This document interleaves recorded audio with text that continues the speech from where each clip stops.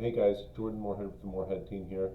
Really quick today, I wanted to talk about three things that I've learned house hacking three FHA duplexes. So I started house hacking in 2016.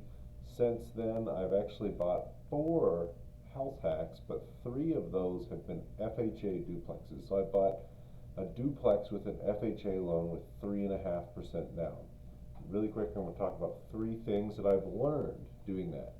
So some of the things that I've learned is you need to add as much value as you can. So I've been extremely successful buying these FHA duplexes, living in them, rehabbing them, and then later on either selling them or refinancing them, keeping them. But the way that I've done that, and I've always found the biggest rehab I can do to a duplex. So I've gone in, I've fixed it up, made it nice, I've rented it for as high of rents as I can get, and then later on I've either disposed of it or I've refinanced. And adding value is the way that I've done this. So I found the nastiest thing I could find. They've never passed the FHA appraisal without needing repairs. So what I mean by that is when you get an appraisal done, when you have an FHA loan, the appraiser comes in with a little checklist of all the things that have to be right with the duplex. It doesn't need to be nice.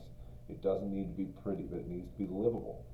Never had one pass that without having to go back and fix things. And typically what we're doing there is we're having the owner go back and fix things. Either we're increasing the price a little bit to allow the owner to have the funds to go do this. I've even gone in and painted stuff before closing. I don't recommend that because you might put some work and money in and not get anything back in return. You technically don't own the property, but we've always been able to work it out with the owner. So always put in that FHA offer. No matter how disgusting the property is, you can figure out a way to make them work.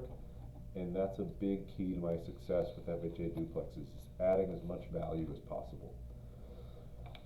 The next step for being successful with FHA duplexes, live as cheaply as you possibly can. Live as cheaply as your lifestyle will allow. So my first one, I had two roommates in a 3-bedroom unit. I rented out the other unit, and I was able to live completely for free and make $500 a month.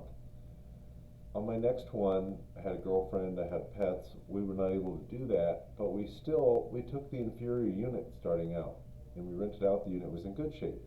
Same thing with this next one. We rehabbed our unit before we moved in. We're rehabbing the next unit.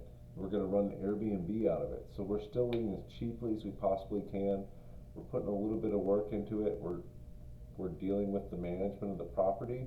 It's another way you can add a lot of value.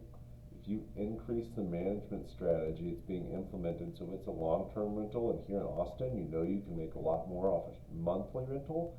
That's a great way to go. Maybe you're able to pull off a short-term rental and you can make a lot more than you could off a monthly rental on a short-term rental. It's a little more work, but you're going to make a lot more money. Especially in the beginning, live as cheaply as you can.